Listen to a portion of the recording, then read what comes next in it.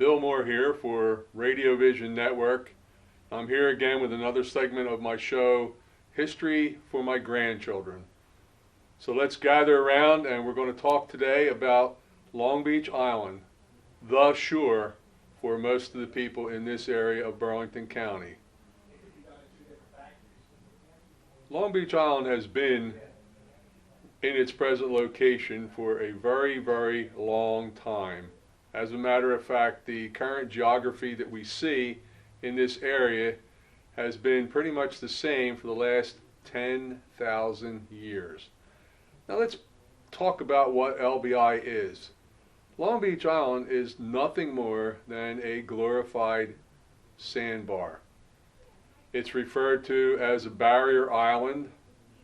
Its sands, as we well know, or as we've seen over the years with the many storms that have changed the shape of Long Beach Island, those sands shift and move quite regularly.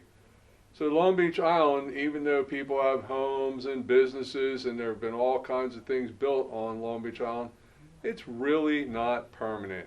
It moves. Okay, it is a sandbar. Now, in historical times, Long Beach Island was covered with thick vegetation. As a matter of fact, up in the area which is now known as Surf City, there was a great swamp. And I'll talk more about that a little bit later.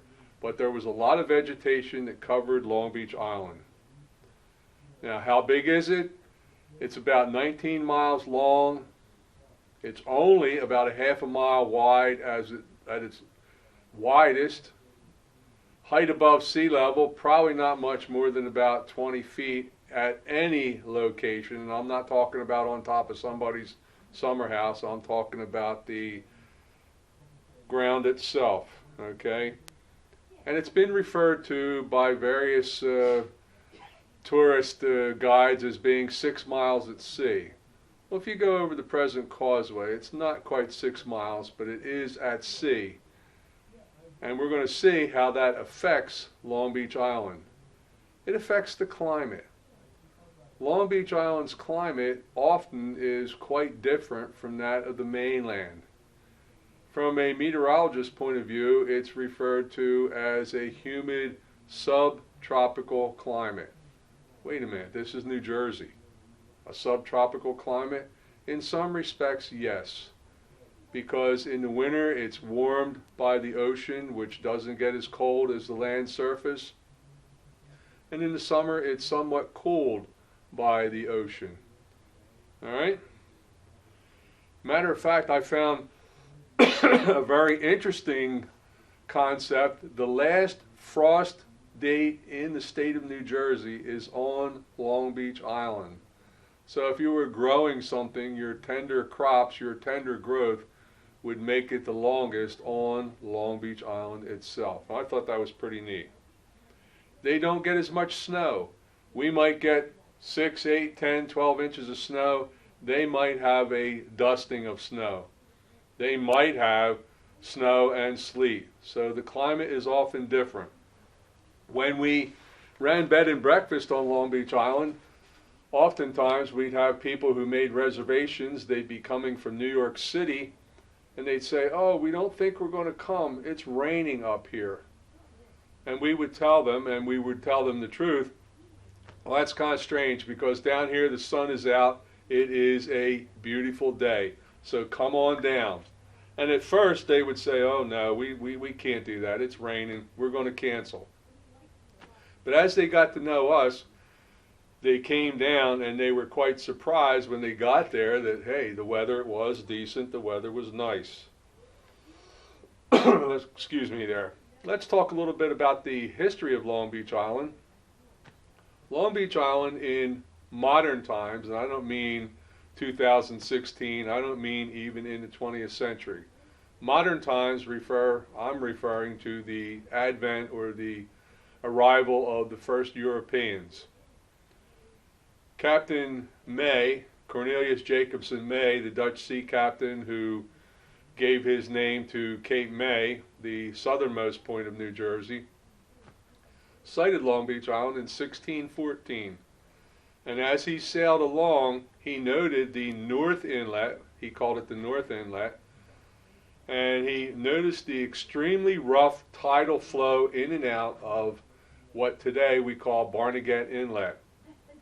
He referred to it because of the breakers, the rough waters, and things like that.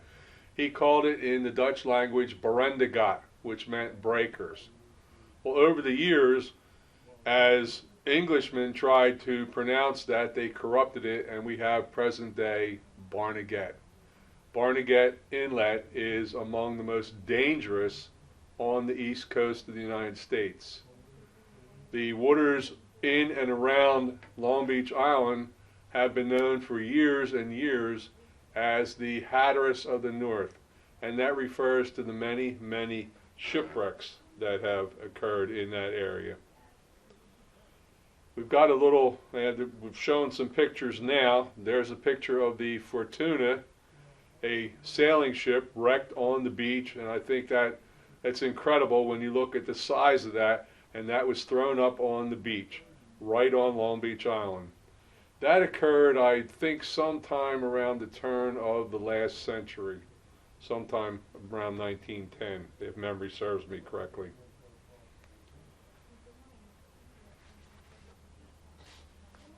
Back in the late 1690s, Long Beach Island was settled, and the first settlers were whalers, fishermen, and hunters.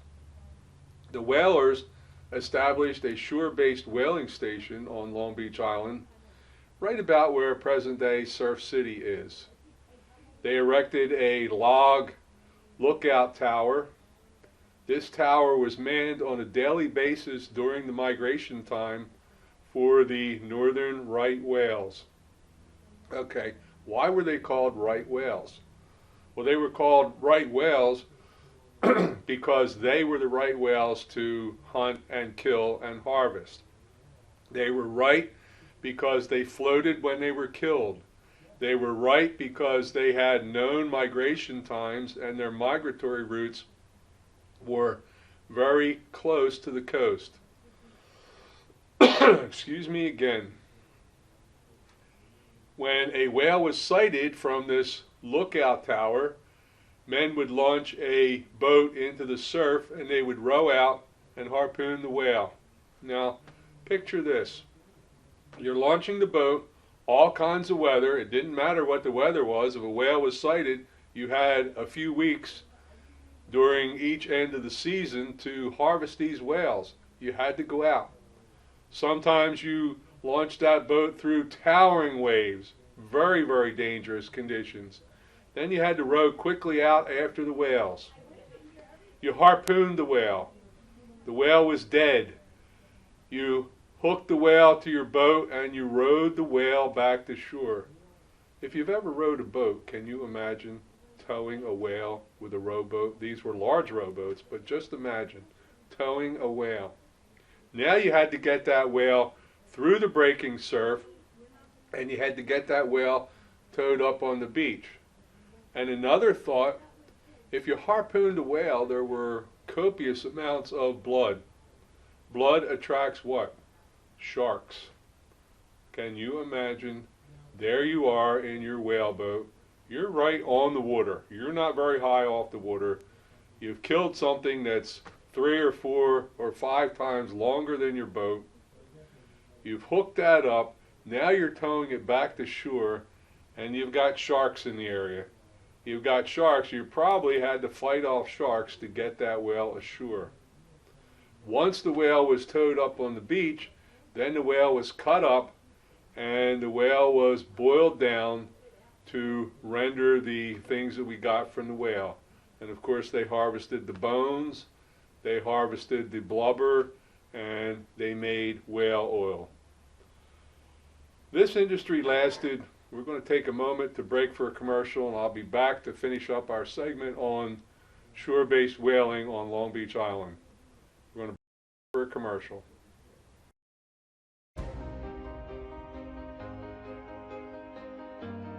High-achieving students,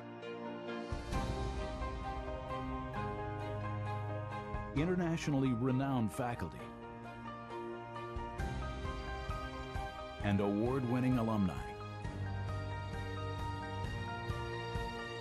A 226-year history of excellence and a beautiful urban campus. The University of Pittsburgh.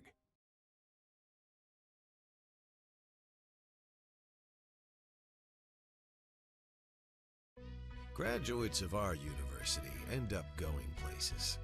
Same goes for our students. Because while our campus may be a launch pad for bigger and better things, it's also a prime destination filled with sights, sounds, and some pretty good eats. So, while you're preparing to take on the world is right outside your door. Wayne State University. Aim higher. Solano Community College transformed my life. And gave me the opportunities I needed to succeed. I received the same university caliber education. Without the pressures of debt holding me back.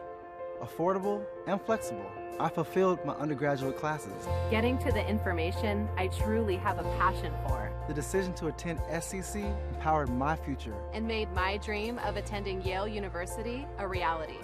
Solano Community College, the educated choice. Bill Moore back on Radio Vision Network with another segment of History for My Grandchildren. Before the commercial break, we were talking about the shore-based whaling on Long Beach Island in the late 1600s and early 1700s. This shore-based whaling began to die out in the early years, probably the first quarter of the 1700s, for several reasons. One was the fact that northern right whales' population was down. Two was the fact that whales learned to alter their migration routes somewhat so they didn't come as close to shore to avoid being attacked by these shore-based whalers. And the third was the discovery up in Nantucket of sperm whales offshore, and the first sperm whale was killed, which instituted the golden age of American whaling, and soon it was an offshore-based, ship-based rather than land-based. So shore-based whaling died out, but it is part of the early history of Long Beach Island. Now, I alluded earlier when I talked about the shifting sands, the fact that Long Beach Island is nothing more than a glorified sandbar. I found reference to an inlet, Cranberry Inlet. Cranberry Inlet opened in 1750. Well, if you look on the maps today, and I've looked on many maps, I've never seen any Cranberry Inlet. I don't know of any Cranberry Inlet. There's Beach Haven Inlet, there's Barnegat Inlet, but no Cranberry Inlet. And I also found that in 1815, Cranberry Inlet closed. This is another example of the shifting sands, the temporary nature of Long Beach Island. Now, I said earlier in the program we'd talk about sails and whales and pails and storms. Well, I've got a quick historical footnote. Everybody's heard of the USS Constitution, the U.S. Navy's oldest commissioned ship. She dates back from the days of the American Revolution. The USS Constitution got into trouble when she was chased off of Long Beach Island by a squadron of British Navy ships when we were at war with Great Britain. Constitution was by herself, and discretion by the captain said that the better way that day was to sail away from that British squadron, knowing that they couldn't prevail over several ships at one time. Well, this played out right in sight of Long Beach Island. All the ships were becalmed, almost within gun range of the British. So the captain of the USS Constitution ordered his men to lower the boats. They put the boats out, they hooked cables, hawsers to the ship, and they rowed the Constitution out of range of the British guns. Now, you don't think the British sailors, the British captains, are sitting there on their ships watching this happen. They put their boats in the water and they had their men row. But fortunately for us and for the USS Constitution, American rowers prevailed, and they towed the Constitution out of the way.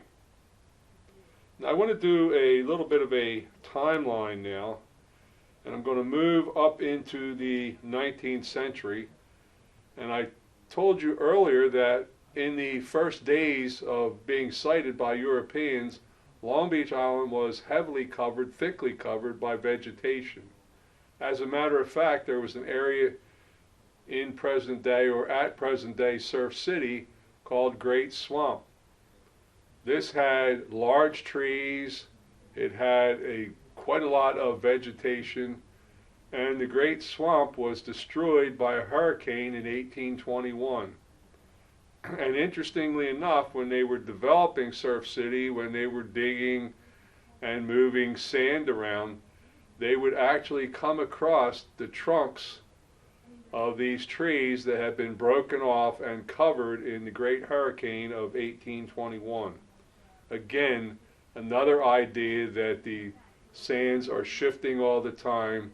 Long Beach Island is temporary, even though we've known about it for hundreds and hundreds of years. Long Beach Island, speaking of storms, has been the scene of many, many shipwrecks. Matter of fact, it has been referred to as the Hatteras of the North. Of course, Hatteras down in North Carolina, probably about 500 different wrecks have occurred there. We don't have quite that many up here, but we have quite a few. Now, in order to help mariners and to prevent shipwrecks, a lighthouse was erected on Long Beach Island. The first lighthouse was erected in 1834, and it lasted for about 20, maybe 20 plus years. I think about 1854, 1855, the shifting waters and the shifting sands, and this first lighthouse fell into the sea. Also about 1854, you had the wreck of the ship Palatine. The ship Palatine, if memory serves me correct, had quite a bit of loss of life. 1859, the U.S. government contracted again to build a lighthouse, and the present day lighthouse, Barnegat Light, Old Barney as we know it, was erected. Now, interestingly enough, the military engineer in charge of building Barnegat Light was none other than George Gordon Meade. Yes, that's the same general who opposed General Lee at Gettysburg. General Meade was the victor at Gettysburg basically by default, because he had newly taken over control of the United States Army, the Army of the Potomac. But he is best remembered for his generalship there and later in the war. Okay, he's the one that constructed present-day Barnegat Light. An interesting footnote. Well, with all these shipwrecks, we needed to do something to save these people. And in 1871, the U.S. government established the U.S. Life-Saving Service, and various stations were established along the shores. At least one, and I think probably two, were erected on Long Beach Island. Now, let's think about these life-saving stations. Again, there were boats, rowboats, that had to be put out into the surf to row out to the wreck to assist in taking off passengers. Not too bad in the summertime, although some of the storms are fierce. But most of the storms that wrecked ships occurred in the winter months. That's right, in the cold weather. Now, think about that. You're launching a boat in the surf. There's probably ice out there on the water. Chunks of ice. It's snowing, it's sleeting, it's raining. You're wet, you're cold, your hands are numb. These men of the U.S. Life-Saving Service didn't have the benefit of modern materials, modern clothing. Some of the things that we wear today that keep us warm did not exist then. The only thing was wool. One problem with wool is it'll keep you warm, but it's heavy when it gets wet. Just imagine, and we're going to take time here to break for a commercial. We'll come back and finish up with our talk about the U.S. life-saving stations on LBI.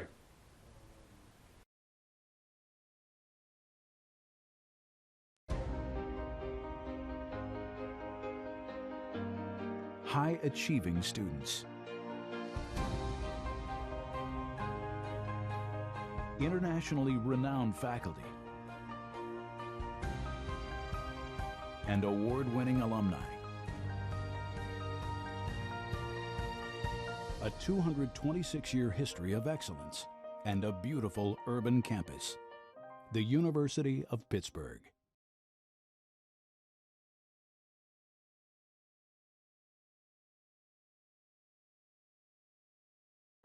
Graduates of our university end up going places. Same goes for our students. Because while our campus may be a launch pad for bigger and better things, it's also a prime destination, filled with sights, sounds, and some pretty good eats. So, while you're preparing to take on the world is right outside your door. Wayne State University. Aim higher. When it's time for Jersey Mike's to make a really great sub, this is what we do. It's what we've been doing. It's what we've always done. It's what we'll always do. So what are you doing? Jersey Mike's. Be a sub above.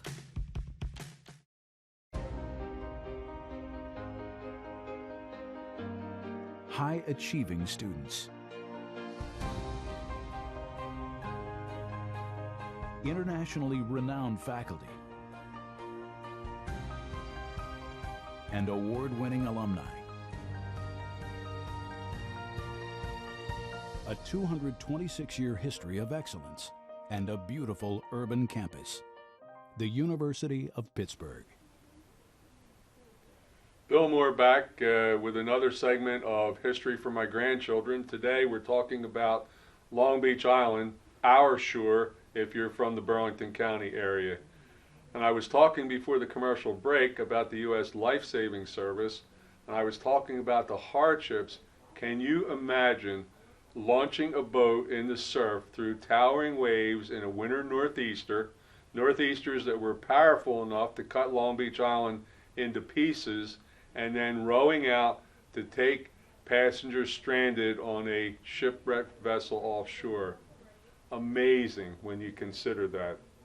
They had tough times. Now what I want to do today, I've got some pictures of Long Beach Island, some things that I'm going to talk about. We're going to cue the pictures up now. And the first one here, this is the second lighthouse, the lighthouse that is erected today at present. You look at the color scheme, bottom half is white, the top is red. Each lighthouse, as a historical footnote, has its own particular color scheme. So if you arrived off the coast and you didn't know where you were, mariners knew the color schemes of the different lighthouses and they could tell where they were. Also take note down here, the lightkeeper's house is there, and look at the land and the vegetation around Long Beach Island. Sure doesn't look like that today. Most of that area has been eroded away. As a matter of fact, the lighthouse itself is right at the water's edge on the inlet side.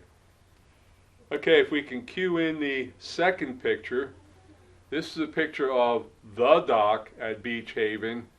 And you can look at the caption there. That's up in the year 1906, and it's July, the end of July 1906, and they're talking about the clear, crisp, and cool air.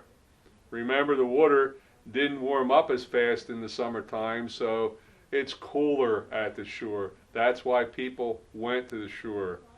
You look at the number of sailing craft there, and until fairly late in its history, the only way to get to Long Beach Island was by boat because it wasn't connected to the mainland. Now if we can cue the next picture, take a look at this. It didn't take long before you had hotels. Look at the size of that. The Ingleside Hotel took up an entire block in Beach Haven.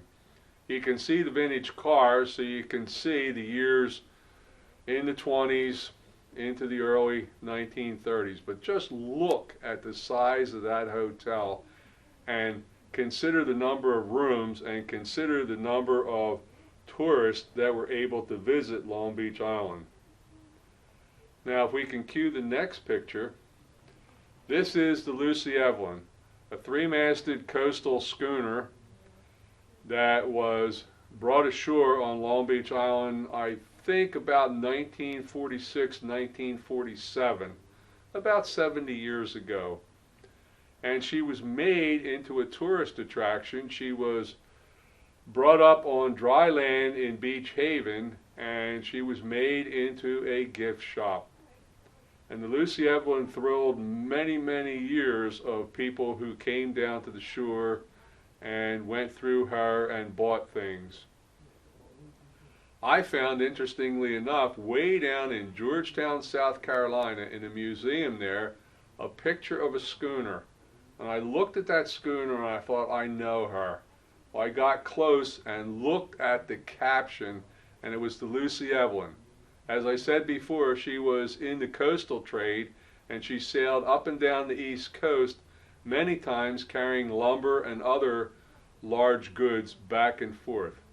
But she ended her days on Long Beach Island as a tourist attraction. She burned sometime in the last quarter of the last century, last quarter of the 20th century. I don't remember the exact year. Okay, if we can cue the next one, there are some of the stalwarts of the life-saving station in Beach Haven, the Long Beach Life-Saving Station. They're in their formal uniforms. I don't think that they wore those uniforms when they were out saving people out there in the lifeboat. But take a look at that lifeboat. Not a real big boat. How would you like to launch that into the surf and row out and save the passengers from a shipwreck? Okay? Quite a task, and those men were heroes in every sense of the word.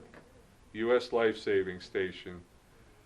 Now if we can cue up the next picture, I think pretty nifty. It's a postcard picture. It's the Hotel Baldwin at night in Beach Haven.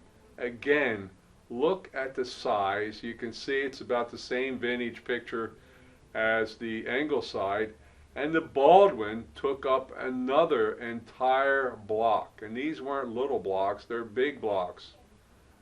When both of those hotels burned, they burned, I believe, at different times, but the area was left open. And you can see the size of the open area where I think the Ingleside was. And it's just huge. And it's hard to imagine, you know, hotels that big on Long Beach Island. Well, I said earlier that access to Long Beach Island was restricted basically to boat until well into modern times. Now if we can cue up the next picture, there's a picture of the old causeway and the bridge in Manahawkin, the entranceway to Long Beach Island. Once that bridge was erected, you had the age of automobiles on Long Beach Island. And I think the first bridge, the automobile bridge, was about 1914. Okay, you had automobiles, you had direct access. Okay, and the next picture, if we cue up, and there is the Fortuna. I want to say about 1910, but look at the size of her. Can you imagine how strong the wind, the waves, and the tide were to watch something like this up on the beach? And can you imagine going down to the beach in the morning after a night of howling winds and breaking, pounding surf and finding something like this on the beach? Just incredible. And if we can cue up our last one, Yeah, take a look at that. And look at where it is. That's a ship. That's a U.S. Navy destroyer, USS Monson. And she's on the beach in Holgate. How did she get there? Well, there was a terrific, terrible northeaster in March of 1962. And that storm drove the USS Monson right up on dry land. Yeah, look carefully there. There looks like an Army truck, a deuce and a half. You look in the background, there are bulldozers and things like that. There's another shot of the Monson that I didn't bring today, but they've got timber on the water side, which is to the left of this image, to prop her up so she won't roll over where she's sitting, because she's not designed to sit upright on dry land like this. These are some images from Long Beach Island that I've showed you, and now I want to get back to some of those images. It wasn't long before, into the early 19th century, and by the middle and by the third quarter of the 19th century, you had the thought of tourism. We needed more people, or the people who were promoting tourism on Long Beach Island needed more people to be able to have access. And the Tuckerton Railroad was completed about 1871. And it wasn't long after that, and of course you still had to go over by boat from the Tuckerton side to Long Beach Island. But it wasn't long after that the Beach Haven was founded. By 1876, we saw that initial shot of one of the large hotels, the Ingleside. The Ingleside had been built.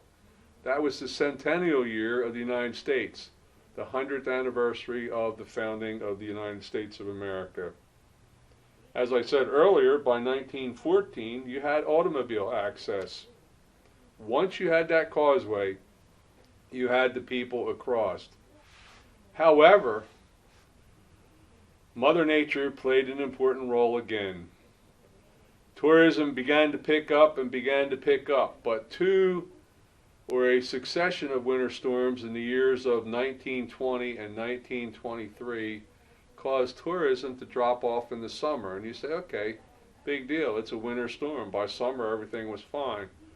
Well, so much damage was caused, and the tourism dropped off so much that even though a railroad bridge had been completed across, tourism was down so much that the train stopped running to Long Beach Island about 1923. And by 1935, a winter storm had washed away the railroad bridge. And, you know, you say, well, there's no boardwalk on Long Beach Island. Was there ever a boardwalk? Yes. Yes, there was. The boardwalk existed in the Beach Haven area until 1944. And the great hurricane, the terrible hurricane of 1944, washed away the boardwalk, never to be rebuilt again. So you can see storms have played a tremendous role in Long Beach Island, both in the establishment of the U.S. Life-Saving Service, later its role taken over by the U.S. Coast Guard. You can see how storms have changed the landscape, have changed and destroyed much of the vegetation that was on Long Beach Island. You can see how the lighthouse, the first lighthouse, was destroyed. And you can see how close the second lighthouse is, Old Barney, is to the water today. Okay? Long Beach Island, our shore.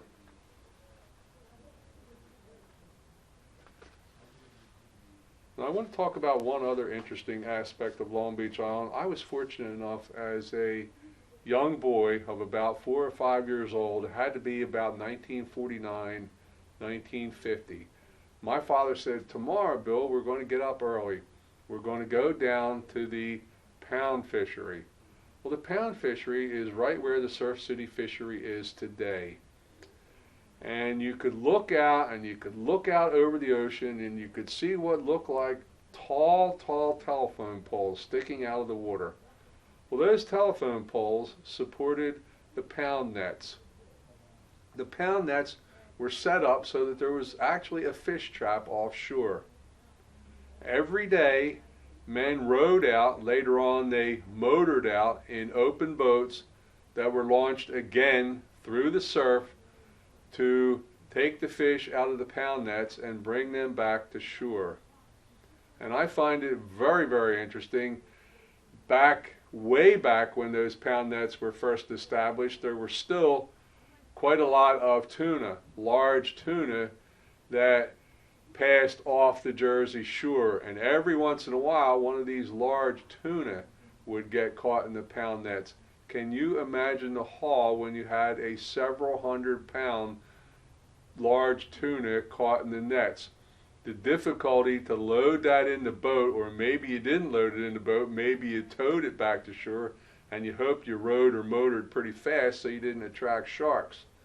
But I can remember standing on the beach, and by about 1949, about 1950, there was a diesel Caterpillar bulldozer that pulled this large rowboat up on shore. And I can remember the men climbing out, unloading baskets of fish. Now, a friend of mine's father, who I know, he's since passed on, he was kind enough, he had pictures taken when he was a boy down here at the Pound Fishery. And you look at those pictures, they weren't big enough for me to put them on for you to see today, but you look at those, and that was before the diesel bulldozer was able to haul them out. Those boats were hauled out by horses.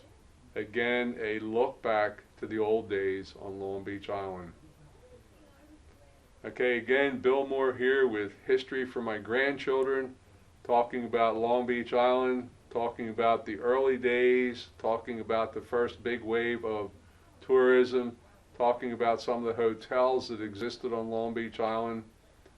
And yes, that one hotel, the Baldwin, that's the same name as the Baldwin Locomotive Works. Same family. Baldwin locomotives were built in Philadelphia, the Philadelphia area, and were shipped all over the world.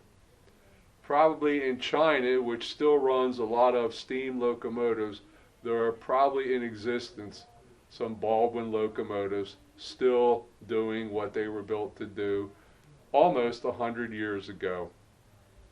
Again, Bill Moore with History for My Grandchildren here at Radio Vision Network. I want to thank you for tuning in. I want to thank you for looking at the shows.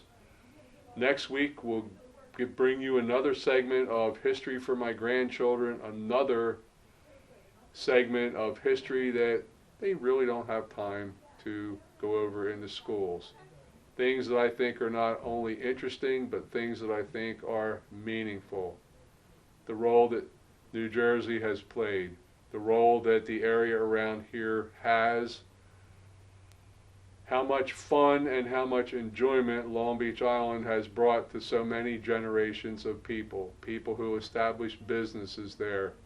We ran a bed and breakfast there, and my daughters were maids at the bed and breakfast when they were about 8 years old. And I remember one very, very humorous incident.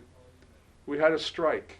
We had a labor strike at our bed and breakfast. Now remember, this was a family-owned bed and breakfast. All right, I'll hold that for another time. But again, thanks for watching Bill Moore, History for My Grandchildren on Radio Vision Network. Look to seeing you again next week when we delve into some more fascinating history of our local area and of the U.S. in general. Thanks for watching.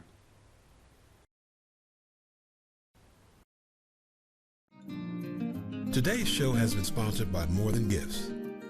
Come see